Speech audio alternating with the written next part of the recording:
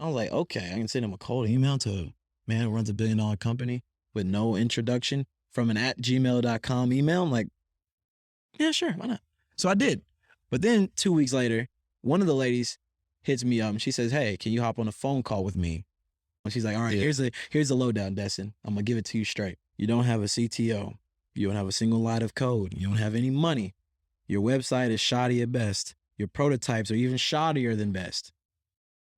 But you're just scrappy and relentless. And honestly, we talked about it as a team, and we think a guy like you will find a way to make it work. So here's $50K. It's a grant. You don't have to pay it back. We don't want equity. Here's $50,000 to just do stuff with. So do stuff and tell us what you did. And so we did stuff, and they said, yeah, we've seen enough. And they gave us a soft commit for another $500,000 about 2 weeks ago.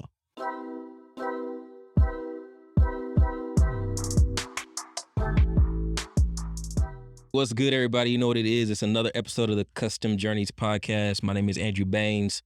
I'm very excited about today's guest. Today we got Destin Bell. He's the founder and CEO of Cardio, a tech startup company based out of Austin. He's currently here in Houston going through the Div Inc. Accelerator program, and we're going to kind of get into his journey and how he created Cardio. So Destin, my brother, I appreciate you hopping on. How's it going, man?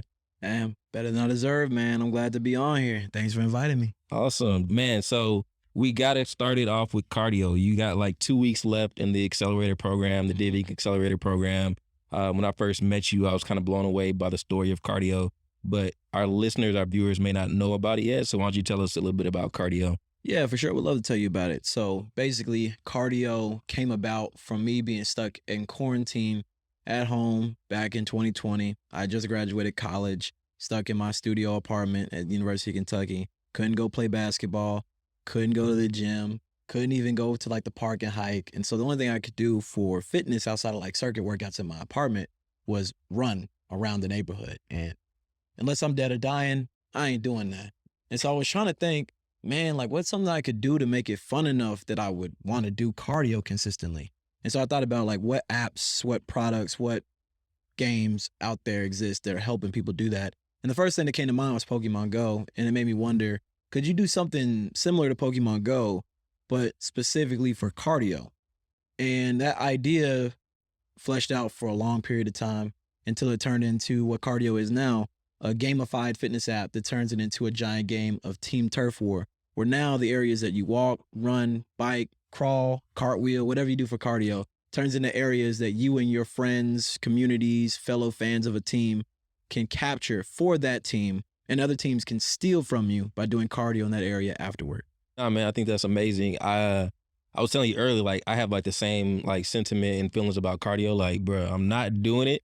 I'll just lift weights faster, and I'll be like, yo, that's my cardio for the day, bro. I'll sprint from the bench to the machine. Exactly. That's about it. I can't stand run on the treadmill. So I think it's cool that you're gamifying the cardio exercises and making it a little bit more enjoyable for people. So as a CEO, we're going to talk about like the journey of building Cardio in a minute, but I think a lot of people have the idea of starting their own tech startup. Mm-hmm. And I just kind of want to give them a sneak peek of like what it's like to be a CEO. So what's kind of like a day in the life like for you? Is it meetings? Is it like coding? What is it typically for you? It's a mix of things, and it really depends on what role you want to have. So I'm not technical. You know, I couldn't code my way out of an HTML file. So I'm not doing the coding every day. That's my co-founder who does that. For me, my typical day looks like phone calls with brand partners. And so a big part of what we're doing is the team-based piece of it. And so instead of it just being arbitrary teams, like people who are familiar with Pokemon Go, you got like your Mystic, your Valor, and whatever. But ours are actually teams that can be created by brands. So you can be on Team Houston Rockets, Team F45, Team Fleet Feet, Team Lakers, Team any group like that. And so I spend a lot of time reaching out to these groups to get them to join onto the platform to form a team and invite their communities. I spend a lot of time fundraising because we talk to investors and VCs, angel investors, private equity firms about what we're doing. I spend a lot of time looking at financials, developing our pitch deck, doing networking events like Cup of Joey that we were at earlier today. So it's a lot of things. And I'd say if I had to give it like an overarching category, just business operations. Okay, gotcha. So you mentioned some cool names in terms of like businesses that you've reached out to. Like, is there anybody that we know in terms of like that you've already secured a deal with, or that's something close in the works that you want to talk So about? the two biggest ones that we've secured something with would be Fleet Feet and F45. If you're familiar with those two, F45 being the hit workout group gym. Yeah. Based out of Austin, actually. And I actually used to go there. It's one of the first gyms that I started working out at when I first moved to Austin. And I made like my first friends there. And so I automatically wanted them because I knew it's a very tight-knit community with people who are very fitness oriented, but who enjoy that group collaboration and competitiveness. Because when you're there, you have like the heart rate monitor. You can see who has the highest heart rate, who sweat the most, who burn the most calories. And it just seemed like a natural fit. Plus, they're a big group. So they have a lot of people that they can drive to our platform. Fleet Feet, the place you can buy sneakers, running gear, stuff like that. And they also have running groups, so they were just already a natural fit. A lot of smaller groups in Austin. We actually got an esports company also in LA called Gen G that I did a lot of work with outside of cardio and my esports, expeditions and that side of things outside of cardio. Those are the biggest ones. We're working on something right now with the Houston Rockets. We're working on some things with other groups that hopefully I can talk about very soon. Oh, cool. At the moment, those are the biggest ones, and hopefully by this time next month, I'll have some even bigger ones to talk about. Yeah, well, we'll be rooting for you, definitely 100%. Any way we can try to support, let us know. But I want to kind of learn more about like your origin story. So I don't know if I didn't think I said it in your intro, but you graduated in 2020 from the University of Kentucky with a business degree. What was like a focus on finance or something? Marketing. Okay. And then so 2020 you graduate. This is 2022. Most 23-year-olds are looking at like, yo, how can I get my first job in industry, or like how can I get a job that's gonna pay me good, and planning out like their career in terms of being like a 9-to-5 traditional employee. You're going completely opposite direction, like jumping head into like full entrepreneurship. We'll talk about it later, but trying to raise $2 million, or not trying, but raising $2 million in capital to support your tech startup. I want to know like the origin story of Destin. Like, where did you first get like this entrepreneurship bug to like say, hey, forget working a 9-to-5. I want to build like a company and build a legacy that can sustain and last a lifetime. Superhero origin story. Exactly. Let me hear it. It all started on a rainy day in August 24th of 1990. Now we ain't gonna go that far, but Gotcha. So when I was younger, and this is a story that my mom told me about, and I don't even remember it, but apparently I was like 4 years old, something like that. We were at McDonald's getting some food, and this cashier was also like working on the line. They were also like throwing buns on the grill. They were doing all this type of stuff. I was like, man, they got to make a lot of money.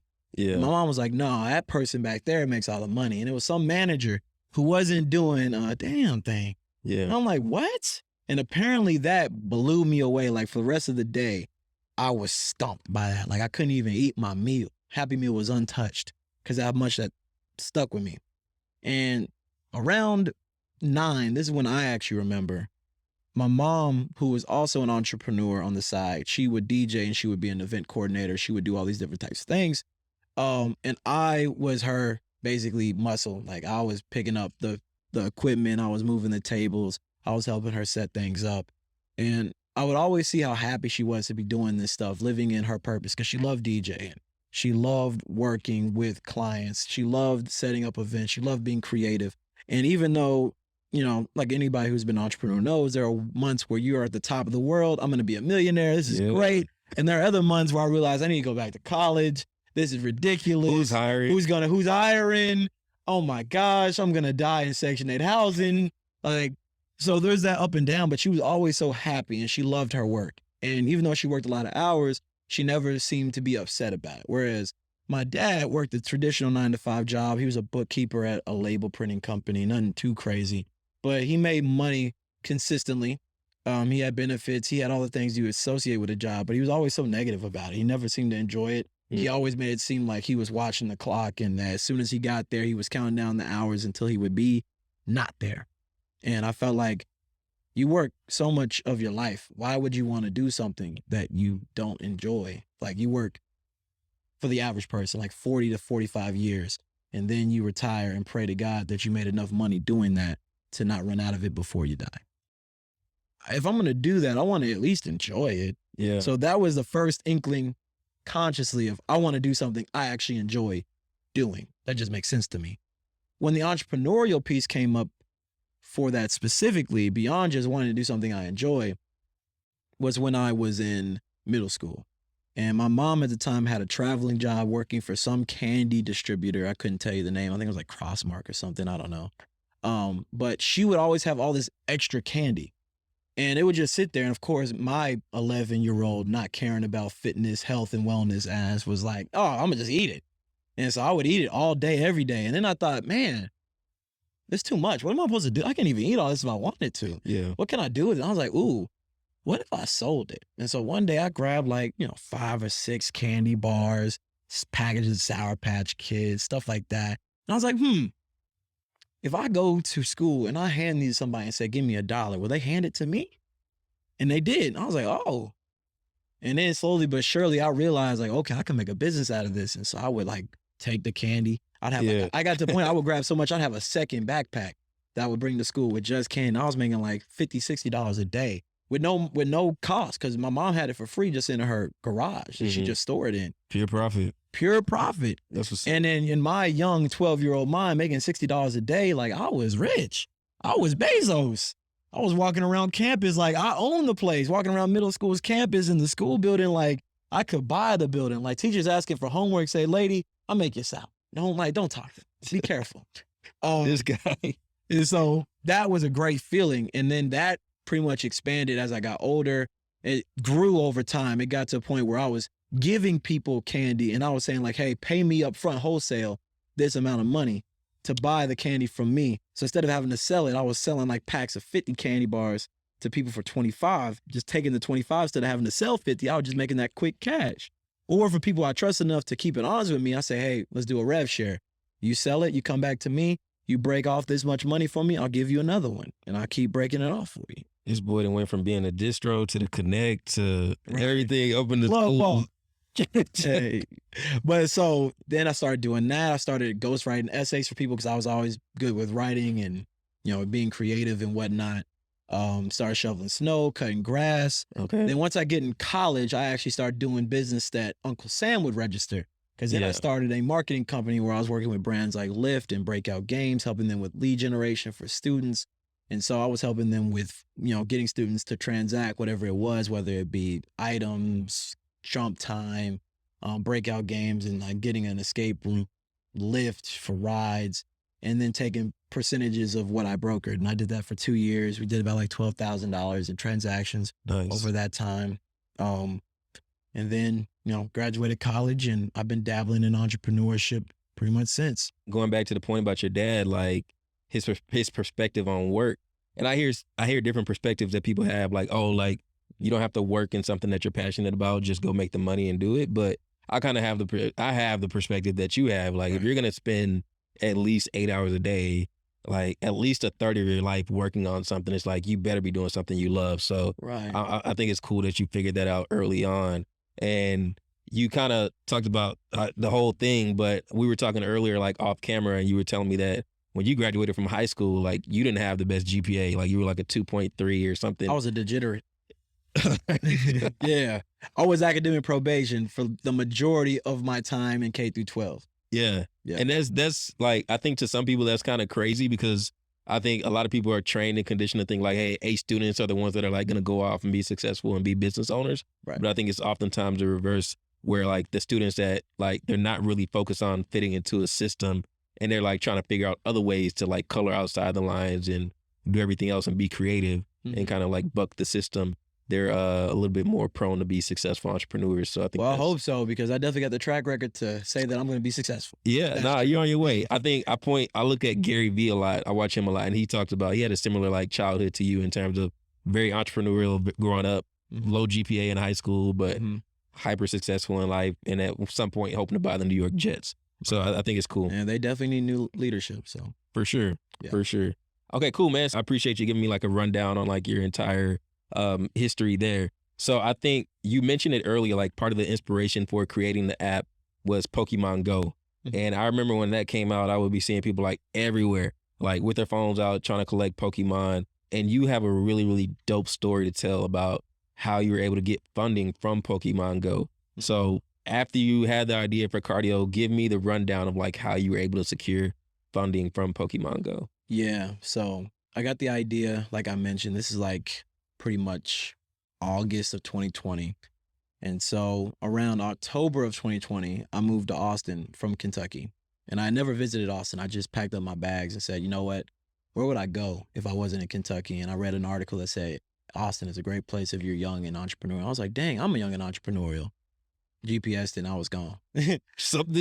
Okay. Yeah. That's very adventurous, but cool. I'm glad you mentioned that. Yeah. And so during that time, I was still iffy about cardio because it's like, well, this is a cool idea, but I'm broke. I And don't it's have a just an background idea. in car. Yeah, exactly. It's just an idea. And not only that, but I really don't have the ability to execute because I'm broke. I don't know anybody in that industry. I'm not an app developer. I don't know how to design apps. I definitely don't know how to build them. And I don't even know if people would think it's as good as an idea as I do. And so from October to March, I was trying to validate. I was talking to people. I was setting up phone calls and just chat and figure out like what people thought about it.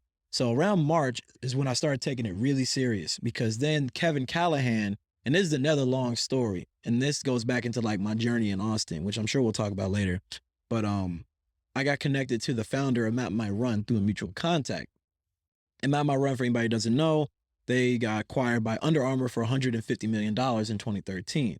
So Kevin's doing very well for himself. Nice. And so Kevin got connected to me from a mutual contact, and I pitched him the idea, and he said, dude, this is great. Like, I want to be a part of it. I can't help you build it, but I will be an advisor. And anytime you need me for something, like, call me, text me. Here's my personal cell phone number. Like, this could be bigger than what I made. I'm like, hey, 150 million? Like, that's enough to pay my bills. Like, if I can build something that's worth at least that or better, then we gonna be doing better than average. Yeah. So around that time, I started getting really focused on like, okay, I need to really do this now. Let me start reaching out to people who can build this. And so I started DMing a whole bunch of people who had anything developer related on LinkedIn on their profile. One of those people happened to be the senior iOS engineer for Pokemon Go back when they released in 2016. And so I hopped on a call with him. I said, hey man, this is what I got. This is what I'm thinking it could do. Can you help me build it? He said, no, but I like you. I like your energy and I think it's a great idea. So I will assist you when you find somebody technical. But what I can also do is help you find some money.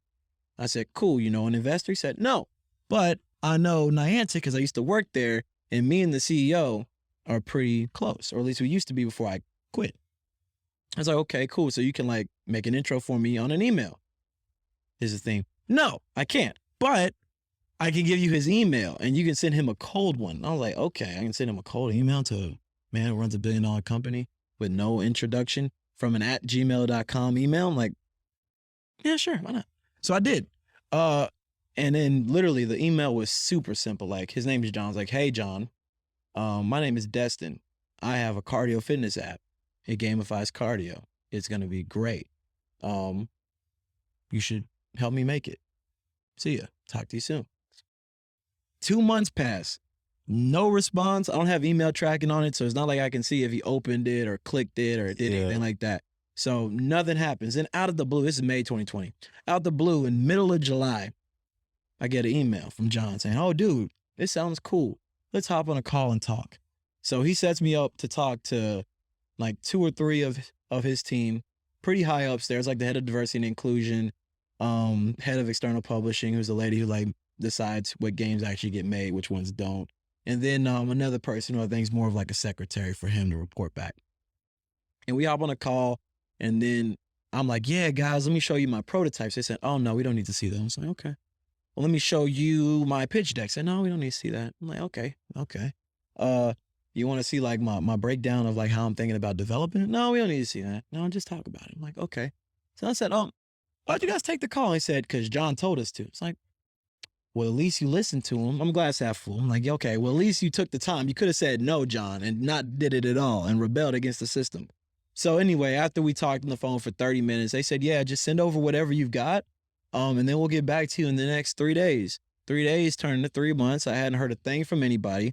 And so I decided at that moment that I'm either going to get this money or you're going to tell me no. You're not going to put me on radio silence. Yeah. So I put John back in an email thread with all these people who had been ducking and dodging me and said, hey, John, for some reason, I hadn't heard from nobody in a while. Are we still good to pursue this opportunity?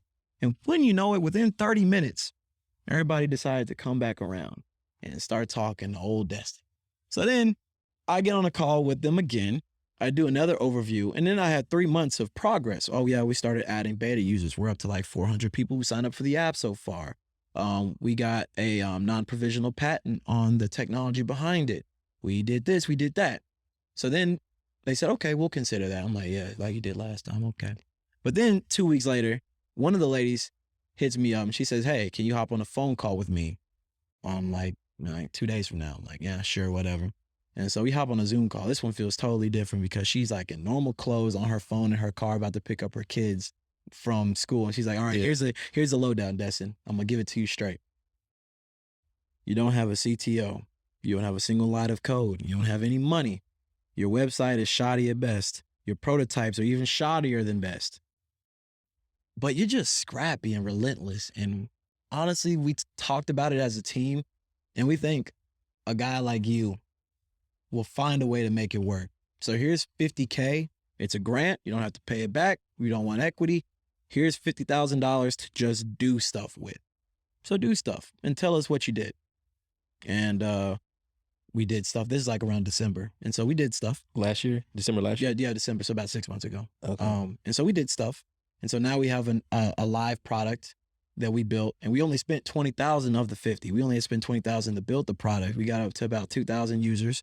And then we started generating revenue because these companies I mentioned before, like the F45s and Fleet Feets, are paying us to use the platform. And so we've already made like $400 in revenue monthly recurring from these groups before we even launched the product 2 months out.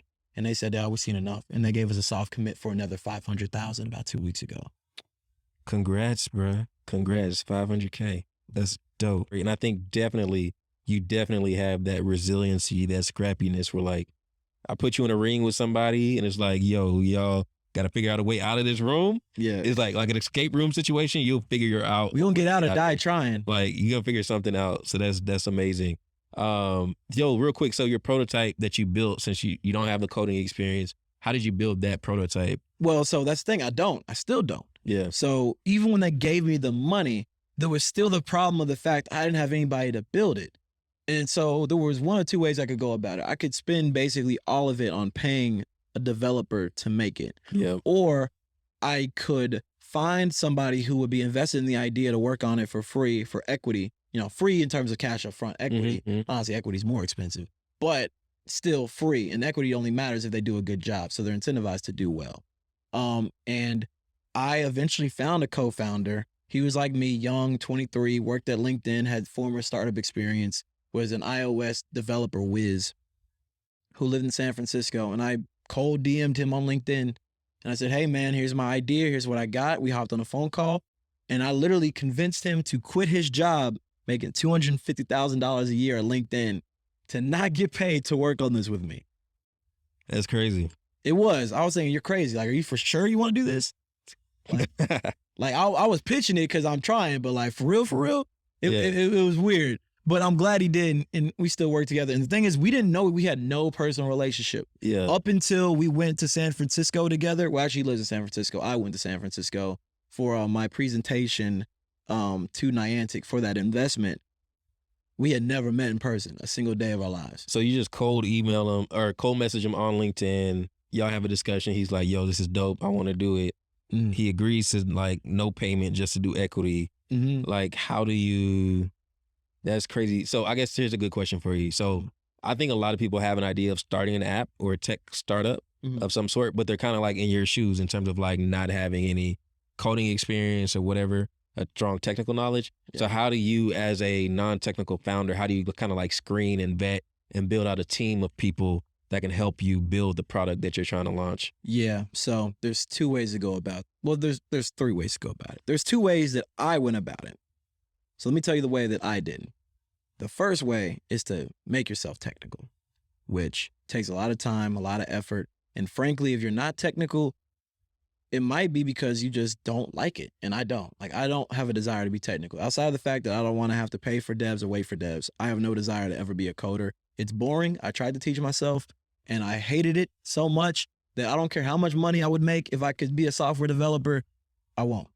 So that way's out the way. So then there's the two ways that I went about it. So the second one that everybody should do is just know enough to be dangerous. I don't need to be able to make an app myself, but if somebody mentions a JSON or an API, or that we're building on this language versus that language, or how does this SDK connect to this, or simple things that anybody could understand the general concepts of. I can. Now, if we go into like quality assurance of diving into every single line of code, could I tell you what they do? Lord knows I could not. Probably not. I could probably read Chinese to you more accurately than I could read what the heck is going on in those code bases. But I know enough that I can weed out bull. Like if you tell me BS, I can tell like, no, bro, that doesn't make sense. That doesn't make sense at all how we would do it that way. And then the third way, which even if you're knowledgeable enough to be dangerous, you should do this, is find people who can advise you in that process. Like you might not be technical, but you know at least one person who knows enough about technology to be able to ask them, hey, can you hop on this call with me with this person? Because when I was doing these, I was getting the guy, the iOS engineer that I told you about from Niantic, who wasn't helping me build it. But if I said, hey, I got an interview coming up with a dev, can you hop on the phone with me with them? So that way, when I ask questions, you can vet their answers to make sure that they're not BSing me. He said, yeah, I can do that. And so have somebody alongside you who does have that technical know-how, who can tell you the real from the fake. Gotcha. Yeah, you've definitely figured out the networking game and how to like network with people and then leverage those relationships to help you build and create what you're trying to create. So I think it's crazy that you've been able to like make all these different connections that have kind of helped you along the way. And a lot of it, most of it sounds like it started out with like just a cold message on LinkedIn or a cold email. So definitely great thing that you're doing there. What advice would you give for others who are like trying to figure out the networking game? And like, I think some people are like kind of intimidated by the thought of networking, the word of networking. So what advice would you give for others who are struggling with networking? Yeah, well, for one, if you struggle with networking, like don't feel ashamed about that. I'm super extroverted. Like on a scale of 7, I'm probably like an 8.5. But at the same time, though, I do get nervous when I talk to people, especially important people, because there's that level of imposter syndrome. Like, this person, like I should not be talking to them. Like I've got nothing to offer.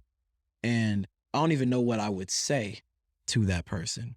I would challenge you, for people who are nervous about that feeling, to recognize that most people are really nice and they want to talk to young, ambitious people. Or if you're not even young, just ambitious in general. Even if you're 50 and just now figuring it out, like ambitious people are interesting to everybody. And I would argue that your network is more important than what you can actually do. And even if you have a lot of anxiety around talking to people, it's, in the case you see it this way, a necessary evil. Like, let's go back to that Pokemon Go financing example. They gave me 50 grand. I had no product. I had no technical person who could even build the product. 22, underqualified, and a lot of the metrics of what people call qualifications of being a good steward with their money. And there was nobody who was really vouching for me to say like, oh, this guy's good. But they knew me. They hopped on a call with me. They could tell from like my constant bugging them that I was persistent. And that was enough for them to say, all right, give him $50,000. Now, let's take somebody else who had a product. They're a mastermind. They're older. They're more experienced.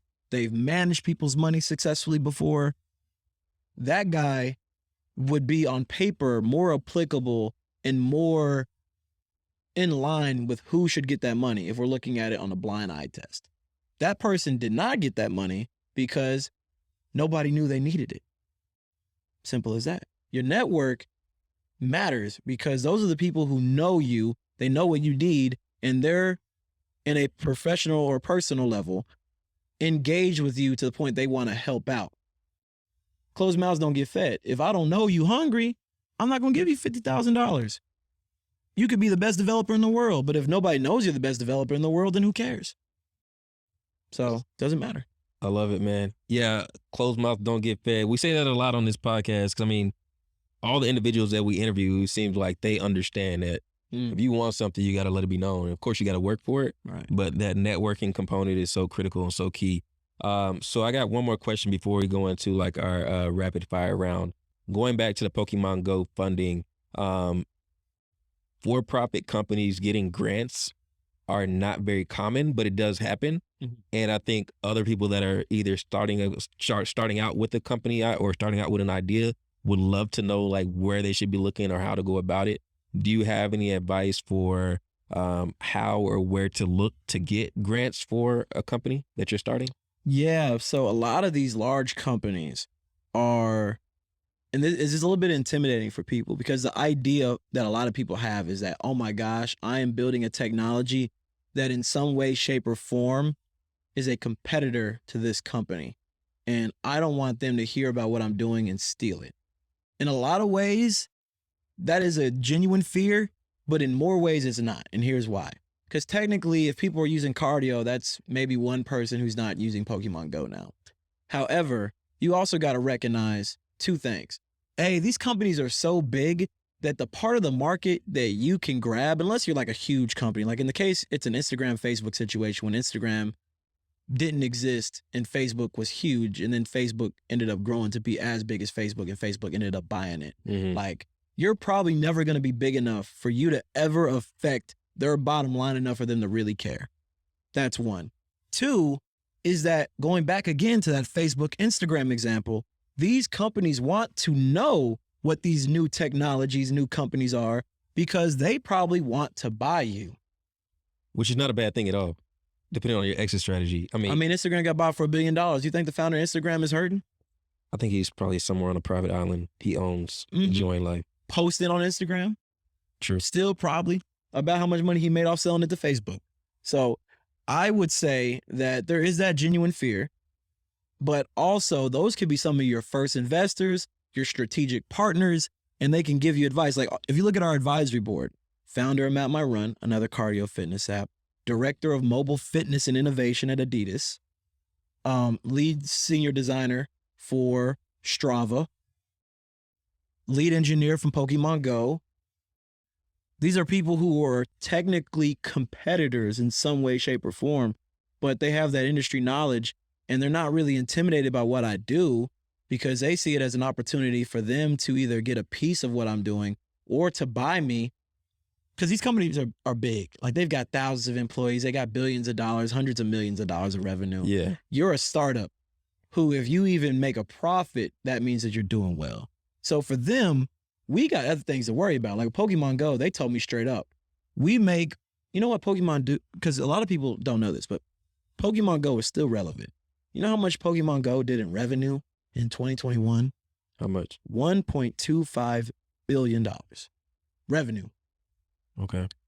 Now, I'm not going to say I'll never do that much, but if I do, there's going to be an amazing podcast for you to be able to go back in time and tell people, because that's probably not going to happen. And so for them, you're not a competitor. You're an opportunity for us to build a new revenue stream. But we're so busy on making $1.25 billion with this company that we don't want to build another one. So you build it, we'll pay you to do it. And then when you're done building it, we'll either let you sell it to somebody else and make a percentage off the sale, or we'll buy it and then we'll make money off it later.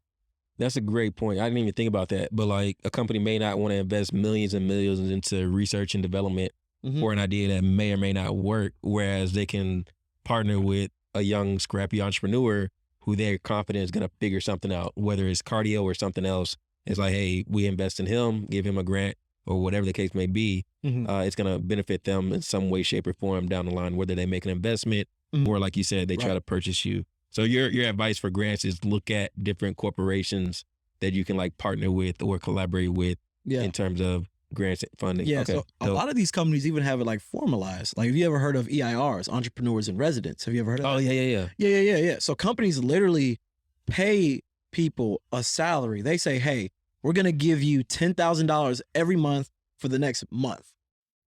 Build something that we would like. Here's what we want you to do. I met a guy who gave me some advice on cardio very early on. He was an EIR for Nike.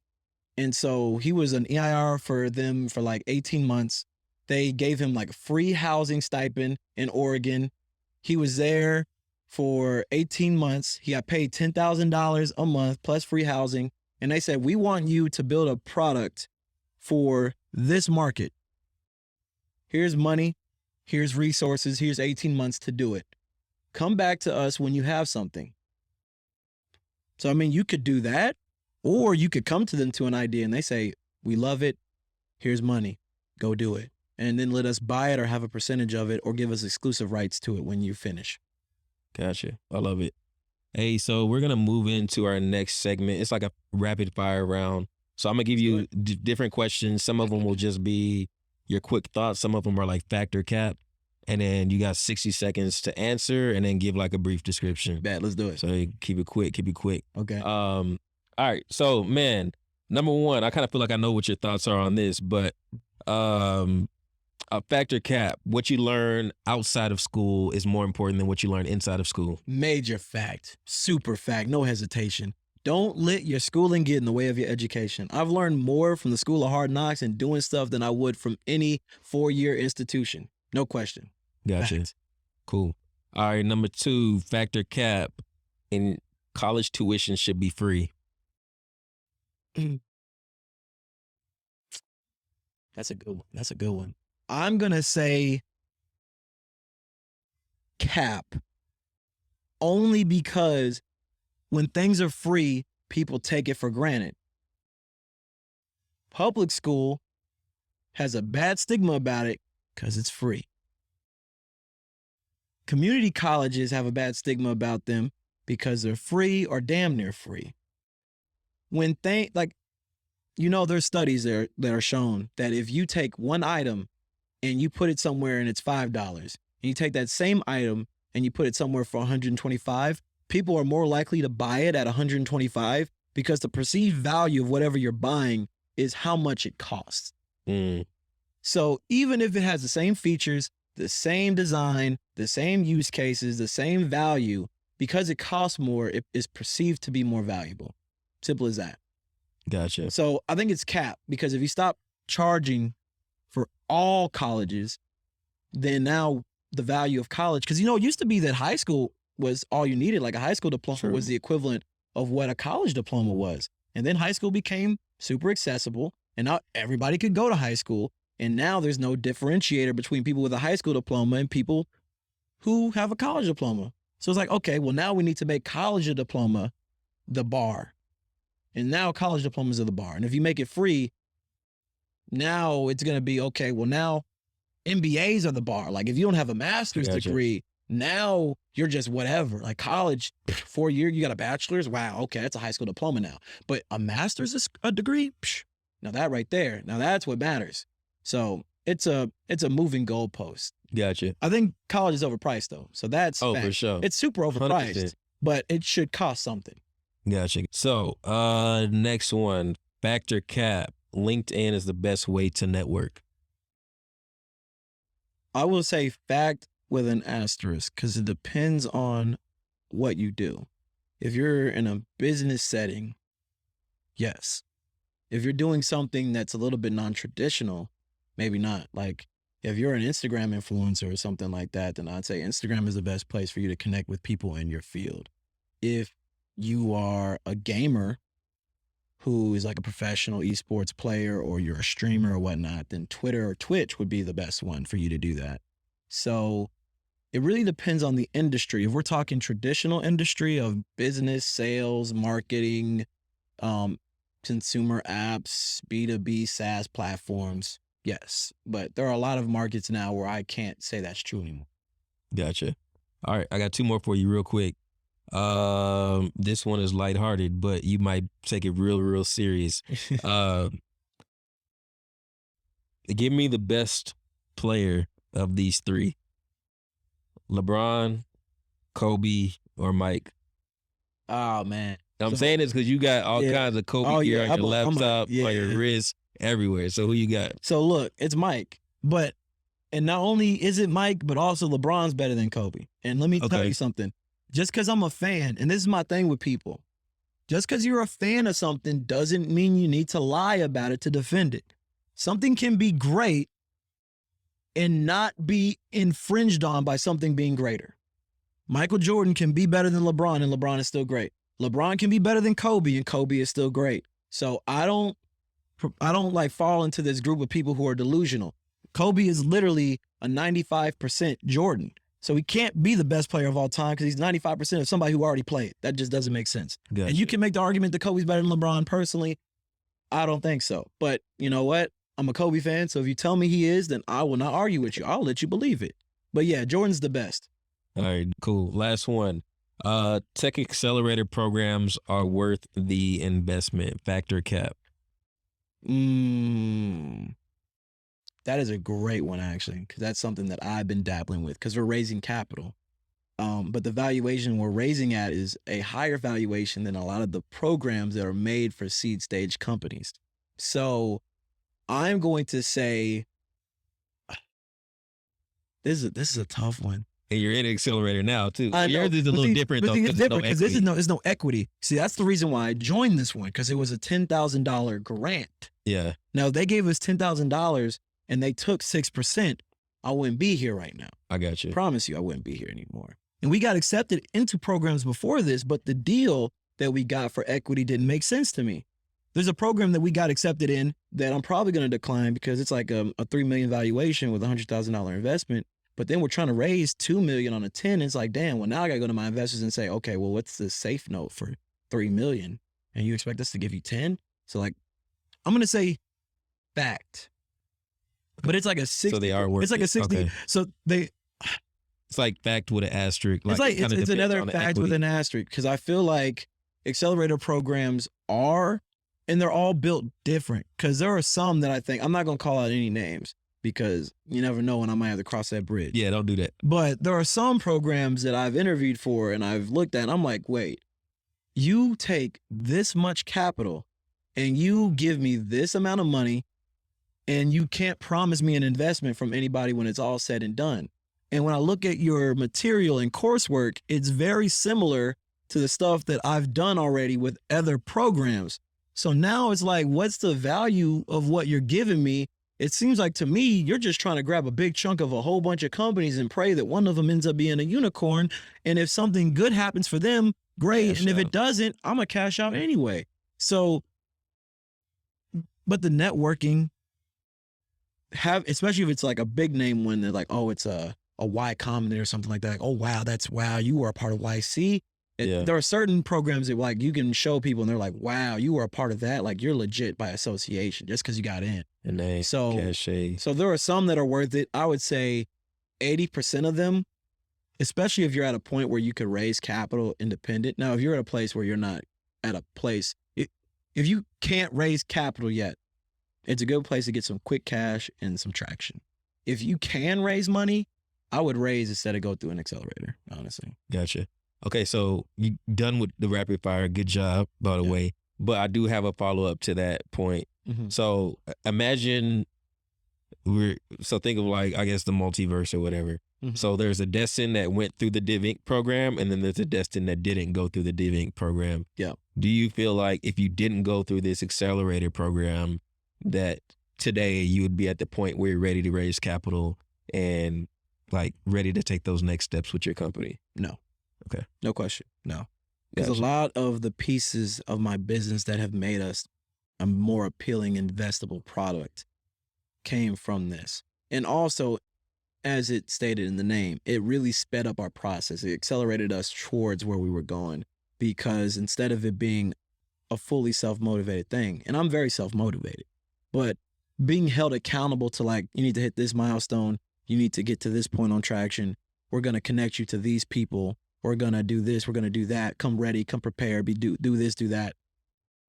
Being that I don't want to look foolish, I'm holding myself to a higher standard to make sure like, man, one day in Austin where I just wasn't feeling it, maybe I would have just said, I'm going to get on this tomorrow. But when I got a deadline to hit, it just makes it even more real to do it.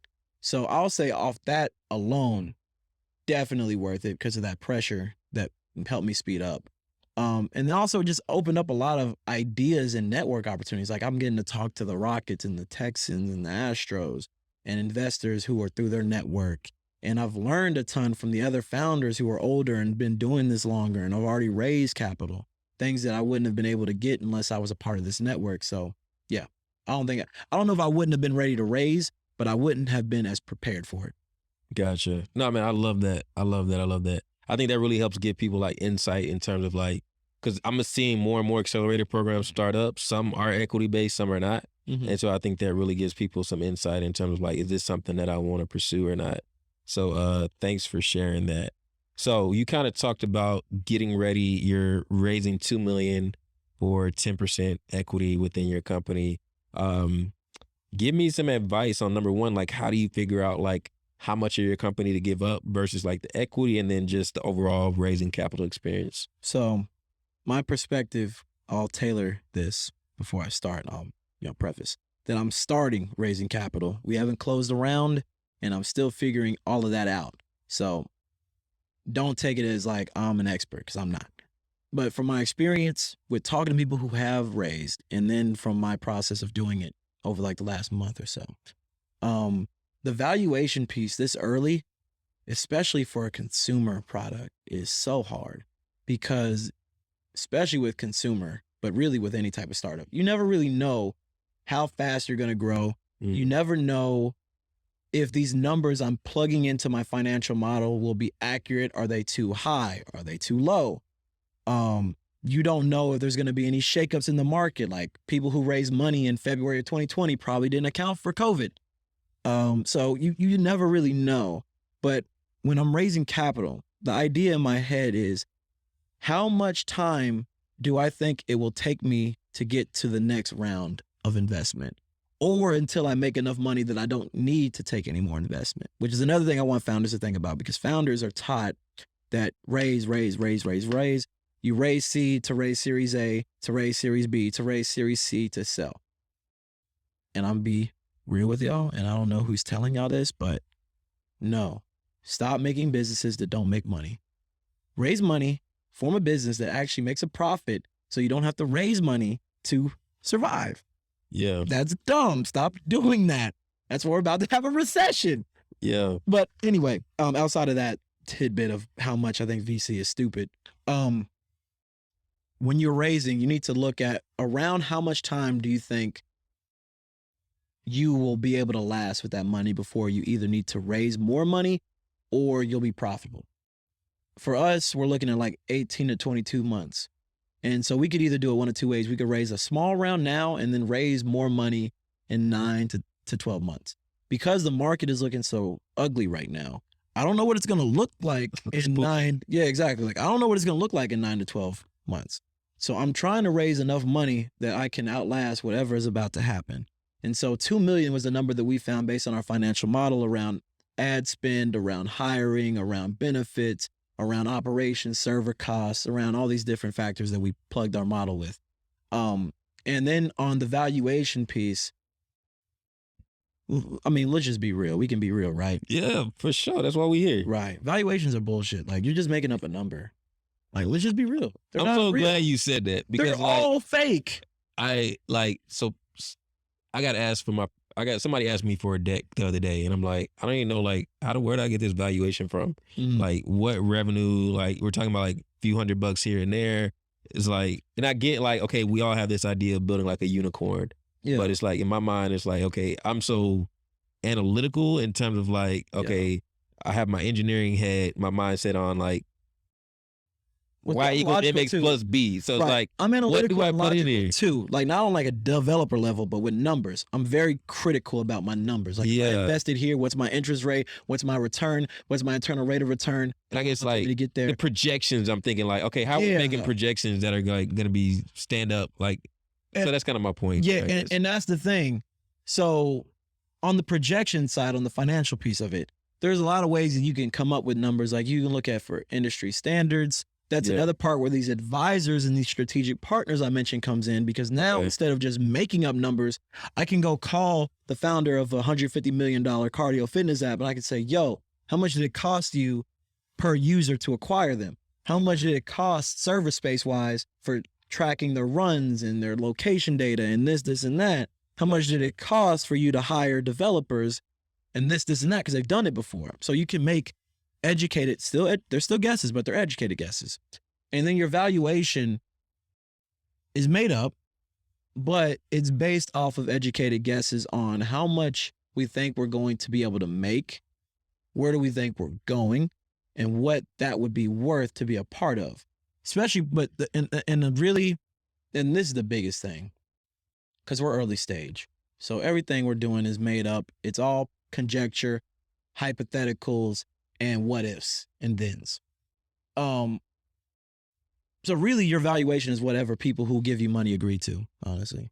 Like if I got somebody to write me a check for $2 million at a $20 million valuation, then that's my valuation. If I can't get anybody to write me a check for more than $3 million, then that's my valuation. But that's why those programs that take equity can be so scary, because you give up 6% of your company for $50,000 today. Right now, when you're early and you're broke and you have no money and you need to hire people and you need to pay yourself enough to make it worth spending your time doing it, you're thinking 50 grand, like that's life-changing money. But then after you're out of desperation mode and you're raising capital and you're going to investors and saying, hey, my company is worth $7.5 million. And they say, okay, well, I'm flicking through your cap table and you got this $50,000 safe note for 6% of your company, which means that according to this, boop, boop, boop, boop, boop, your company's only worth like $1.5 million. Well, that was in though. That was, well, when I invest, they're going to still own 6% of your company. Yeah. No matter what happens, they're going to own 6%, which means that even if you're worth more now, I'm not going to get as much as my money's worth because you gave it to them for such a cheap discount, which is why those programs can be scary and they get you early before you're thinking about that. So be careful out here, y'all. They getting us. They getting us out here. but yeah, dog, the valuation piece is just hard. And I don't even know. I'm just making up numbers and I'm waiting for people to tell me that it's right or it's wrong. Well, no, I can respect that. I mean, that kind of seems like to be a theme with you. Is like, let them tell you no. Like, don't disclude yourself or discredit yourself. Aim high. Yeah. My thing is, we're shooting for 10 million right now at a 2 million. Yeah. We've got some soft commits, but I don't count money in the bank until it's in the bank. So sure, smart. Maybe they say, okay, we actually think it's 8. We actually think it's 6. Okay, that's less than 10. But if I went in there with 3, they wasn't going to tell me, oh, no, we'll give you 6. They're going to take 3. So go high and tell them you're high. Gotcha. Because they're not going to do you any solids and give you money back. You know what? You're worth more than what you're asking for. Let me increase. Have you ever went to your favorite restaurant and said, you know what? Honestly, y'all, I paid $10 for this burger, but I'm going to give y'all 15 because this burger's worth more than what it says on the menu. Yeah. No, you ain't never said that. You said that was a bargain deal. I can't believe I'm been finessing them like that. That's crazy. I hope they can keep the lights on. I'm not going to pay more, though. Gotcha. Cool. All right. Hey, so one quick follow-up. Give me your quick thought on or quick advice for how to find investors for other people that are looking to find investors. Is it LinkedIn? Is it network? What is it typically? Definitely network. So this is another reason why VC is annoying, because it's a very much a who's who knows who type of game. When you know people, they want to help you out. Like right now, all our soft commits are angels who I knew beforehand and Niantic, who I obviously had the relationship with. Outside of that, we've pitched to about another dozen VCs and angels, all of which I have some level of relationship with, except for like 2. So like 83% of the people I've pitched to formally that I reached out to, I had some level of relationship with. So you just need to know people, or you need to know people who can introduce you to somebody. Cold messages for VCs, it's really hard, especially early, because everybody's reaching out to VCs. Everybody wants them. The VCs are the hot girl in the club. Everybody wants to dance with them. So you got to be that dude for them to even acknowledge your existence. Or their homegirls got to like you and say, oh my God, Andrew's such a great guy. You should give him a chance. Because they're going to listen to them because that's somebody they trust. They know everybody wants to talk to them and they're going to say whatever it takes to get their attention. So they don't care what you say until they hear from somebody they trust. So if they trust you on a personal level, or you have a good relationship with somebody who knows them enough that they trust that person, that's the best way. If not, you could go about it the traditional way, which would be cold reaching out. LinkedIn is a decent one. Twitter is surprisingly a really good way to reach these people. Okay. Actually, yeah. Nice. Like VC Twitter is actually a very good place to reach out. If anything, it's actually better than LinkedIn in some cases, actually, which surprises me. I don't know why that is, but whatever. So Okay. Twitter is a good one. There are a lot of tools out there where you can find their email addresses. You can just hit them straight at the source. I've done that a couple times and that's worked for us. And a lot of these VC funds also have contact forms where you can submit information about you as a founder, your company. You can upload your deck. You can upload a demo of your product or, anything else that you have, and then they can reach out to you. And again, that's a shot in the dark. That's you like going to a girl at the bar who's out of your league and saying, hey, you want to dance? And more than likely, she's going to ignore you completely. But you could win. So you give it a shot. Gotcha. Closed mouths don't get fed. Exactly. Man, so you mentioned LinkedIn quite a bit, and I always do my homework on our guest, and I did notice that in addition to going by the name Destin, you also go by the name Bucket Patrol. And I saw that, like, the thing about you, bro, that I really, really respect, like, legit, is that you don't have, like, any limits in terms of, like, there's nothing in your mind from what I can see that tells you I shouldn't be doing this or I shouldn't ask for this or I'm not capable of this. And the reason why, multiple reasons why, but one of the reasons why is that I saw your LinkedIn post where you talked about having 22 subscribers on YouTube, and you reached out to the person who was managing the NBA 2K league. Yeah, they're like, hey, will you sponsor me? I'm like, 22 subscribers, and you got the audacity to ask somebody to sponsor your page. Yeah. But it worked out to where like you ended up like hosting like a noob series for them. So I'll just make that comment that like, I think that scrappiness, that resiliency, and that confidence that you have, I think that is like really respectable. And I hope other people like can hear your message and see your example and see like, yo, even at 23, it's like, it's almost like you don't know that you shouldn't be, in air quotes, asking for such and such, like, because society will be like, yo, you shouldn't be asking for that. You got to wait till you have like 10,000 subscribers to go to the NBA. There are different checks that you got to get off on the list before you start doing these things. Like, you can't do that yet. Exactly. You got to do this. You got to know that guy. You got to have done this. I don't believe in that, personally. Dope. I love it, man. I love it. That's like I don't know, did that come from mama mentality? That's what I was about to say, like that mama mentality, like, yo, you got to figure out a way to do it. So most 23-year-olds, like I said earlier, they're focused on like, hey, I'm about to try to find a job. It's a recession or getting ready to go in a recession. But you're like really focused on building this brand and this company. Mm-hmm. It seemed like you've always known like what you wanted to do. And a lot of people struggle with that decision as far as like, should I go here or there? Should I work here or there? What do I want to do with my life? What advice would you give for others who are trying to figure out what direction to go in? I would say look in your heart. I know it sounds corny, but like look into your heart, deep dive, introspect, soul search, whatever you want to call it, and just figure out what do you want from your life and why. And whatever that reason is, like pursue that aggressively. For me, the things that I value more than anything in the world is financial freedom, enjoying what I do every day, and being able to create generational wealth. And everything I do with my time, consistently anyway, has to fit into the categories that I just mentioned. Do I enjoy it? Is it something that gives me freedom with my life and my time? And can I use it as a vehicle to develop generational wealth for my family? And if it doesn't fit into those categories, it's probably not for me. So like with the esports, gaming, content creator, influencer stuff, I was like, okay, well, I enjoy making videos. I enjoy content. I feel like I have a great personality. I love being on camera. It fits. I enjoy that.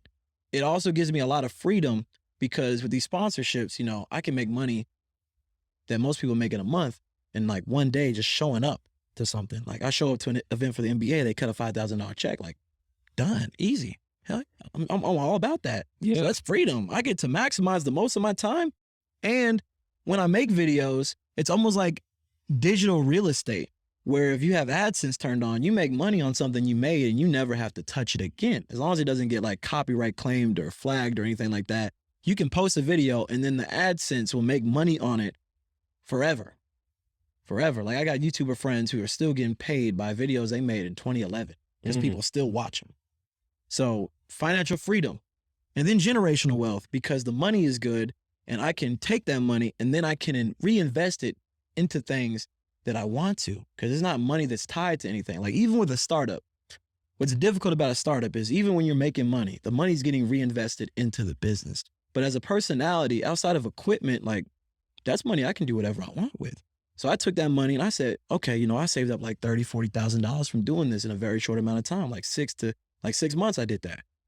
So I was like, okay, let me take this money and I'm gonna buy an investment property in Austin. Austin is like one of the most expensive, competitive, booming markets in the country right now. I was able to buy a duplex by myself, put 3 tenants in it, and then they pay the mortgage while I continue to get the appreciation and I can live in it for free. So now I can use, and then that's a generational wealth nest egg because the house, I bought it in December. It's already appreciated $100,000 since I bought it. Bought it for $30,000 off appreciation alone. I made $100,000 and I don't pay rent to live in my own house. That's dope, man. You figured out the game, bro. And I'm so glad you did at such a young age because, like, I can just think about, like, what the type of man you're going to be at 40. And if you want, you'll have the opportunity to be the next VC guy that's picking out the next Destins out the crowd and investing in, like, these diverse founders and things like that. I would love to. VC annoys me. Yeah, or angel investor, however you want to. I don't like, I want to, though. And VC right now would be the best vehicle for that. I feel like VC is like fundamentally broken because it's very much a who knows who type of game. Gotcha. And I want to be different. I want to invest in people who are just quality people. And of course, you got to know people. Like, you're going to give somebody a lot of money. You want to know who they are. And you want to know that when you give it to them, they're not going to go and put it all on black in Vegas or something like that. Of course, man. But, but definitely, like, I look at it a lot like that because generational wealth is so important to me because I feel like when I was younger, my parents were intelligent, but they didn't have a lot of time to do what they wanted to do because they had to work to survive and make enough to scrap by. And for me, I don't want to do that because you don't really get to build things you want to build when everything is done in scarcity. Like, I only have enough money to do this. I only have enough time to do that. If you can set yourself up in a place where you could do anything you want, you will do anything you want. But when you're in a place where you can only do what you're required to do, there's no time for anything else. There's no time to go to your kids' basketball games. There's no time to travel. There's no time to learn that instrument you always wanted to learn. There's no time to start that podcast you always wanted to start. There's no time to be there when your kid has a bad day and they need somebody to talk to and they just want to chill because I got to work the night shift today. So if I take this moment right now in 23 and I bust my ass from now until 30 to invest in property, to build a business that I could sell for a lot of money one day, to create these passive income investments. Like I just bought a Tesla that I'm going to put on Turo. And now you can put cars on Turo and you can make about $500 per month per car and still have it for like 5 to 7 days. Plus it's an electric vehicle. So you get tax write-offs for an EV vehicle. You get subsidies for it. And also, y'all seen gas prices. So, so I ain't trying to keep paying that. Man. So, like, if I take these next 7 years and just laser focus on becoming as wealthy as possible, and then not only just wealth, because there's being rich and there's wealth. Like there are a lot of people like doctors who make a lot of money, but they don't have freedom with their time. They're tied to having to be there to make that money. A doctor don't get paid if he ain't giving surgery. And also, their money's not making money for them. They only make money with their time. If I can take now and become wealthy, because wealth is real money, where you wake up richer than you went to sleep. If I can spend these next 7 years doing that, by the time I'm old enough to have kids, I can empower my kids to do whatever they want, and I can be there to support that. And that's so important to me. More important than buying expensive clothes or jewelry or traveling and just doing stuff and just being hood rich. I don't care about that. Doing hood rich things. Hey, man, no, so you just like knocked out 3 questions in one in terms of like, I was going to ask you, where do you see yourself in 5 years? I feel like you've already kind of addressed that. We've already kind of talked about who inspires you. I just want to, I'll kind of have like a closing question in a second, but I think the thing that really stands out, I kind of talked about the resiliency, but definitely the mindset. And I think like that's not typical of a 23-year-old for you to kind of have the mindset of not only being a consumer or not even just a startup founder, but just like the wealth building strategies that you're developing, renting, looking at accumulating assets, not liabilities. So I think that's dope what you're doing, and I hope it inspires other people to do the same. Man, so I'm excited about what you're doing. I would personally invest in you as an individual. I think you're like killing it, and whether cardio or something else that you build in the future, I definitely see you being successful in that. But I want to give you the floor to leave any final comments or make any shout outs that you want to make before we close it out. Shout outs. Shout out to Div Inc. That's the only reason I'm here and how I even met you, Andrew, because they gave me this stipend to be out here in Houston for this program, and I've met so many amazing people. I'm honestly really disappointed that the program ends in 2 weeks, because then I'm back in Austin full time, and I've really enjoyed my time here at the Ion and in Houston in general. So shout out to them for helping me do that. Shout out to you for having me on the podcast. I really appreciate the opportunity to talk, and hopefully if there's anything I said that inspires the next person to be even more successful than I am, then that would make me the happiest man in the world. For sure. Shout out to my mother, because that's the woman that raised me. And anytime I get an opportunity to talk about how successful I'm planning on being one day, none of that would have happened if it wasn't for how much she believed in me unapologetically, because I didn't make it easy when I was younger to do that. So shout out to her. Shout out to everybody who's listening. I'm hoping whatever you guys are doing, startup, business, school, whatever, that you guys are killing it and you're being the best you and being 1% better every day. And that's about it, really. Hold up, bro. So Daphne, we got the intern Daphne here in the room, and when she was able to hear some of our conversation earlier. Bro, I can't let you do this, being that tomorrow is Father's Day. Bro, you gotta give a shout out to the pops, man. You leaving your dad out this joint? Like, we just talked about this, how dads don't get no love. We did. Let me get your solo shot ready, bro. Yeah. There you go. You good. I'm looking at the camera. Dad, shout out to you. We haven't always had the best relationship, but a lot of those very disciplinary and authoritarian principles that you held me to at an age when I was not mature enough to appreciate them have put me in this place. I feel like in the place where my mother nurtured me and gave me unconditional praise and pushing me to be the best and giving me that you can do anything you believe in. And it sounds really negative, you're super critical, logical, and downright kind of depressing. Let's break this up. Personality was good because it set me up to be strong enough and mentally tough enough to take any punches that life has given me. And I think that has been more, because a lot of people can't do this game because they're not built to be tough enough to handle when it's not great. And you helped me do that. So even though it wasn't always the most fun in the time, I have a extreme appreciation for that. And you do have a Father's Day gift coming your way. So I did not forget about you. It has already been ordered. I spent $40 extra to get it delivered at the latest by Saturday, so it would be there on time. So I care. All right, bro. No, I appreciate that, bro. That's love, man. Yeah. So I just had to do that because it's Father's Day coming up. It's Father's Day. This is like my fourth one being a father. So I'm like, bro, we got to change this. Like, daddy's getting her love, daddy's getting ties and stuff. I don't want a tie for Father's Day, but that's neither here or there. So some golf clubs or whiskey. Hey, that might work. Right, see how it go. Right, get a toolkit. No, let's not do no toolkit. No, it's a little bit too stereotypical, and I already got 2 of those. So right, I don't need a charm, right? No, hell no. I think two is good enough. No, two, one more than necessary. So right, I got that. Got you. Cool. But nah, bro, this has been a pleasure, man. I'm really, really excited about this interview. I sincerely mean it when I'm looking forward to your success and all the things that you're gonna do. I appreciate you for coming on the platform and dropping all these gems. Man, I hope they caught it. If you didn't, you better watch this joint back again. So, man, really an inspiration, and I'm glad you came on. And I'll be keeping in touch and definitely following you guys along the way. And for sure, 100%, we got an open door policy. So if you're ready to drop that beta or whatever product, or you want to make an announcement, just let me know. And you're more than welcome to come back at any time, man. For sure. I would love to come back and talk to you, or at least let you throw me a shout out when it's live. But anybody who's interested, though, can join our beta. We have a wait list right now of about 1,800 people on our website. So if you go to our website, which is www.cardio, and that's CARDII.io. Why does it have so many I's? Because the domain with one I was more expensive than my startup budget could afford. That's why we're raising capital. So if you go there, you can sign up, put your name, email, and the city you live in, and we'll be able to get that beta out to you at some point. We're only launching in specific cities initially. So if you're in like, Twin Peaks, Minnesota, we might take a little bit of time to get to you.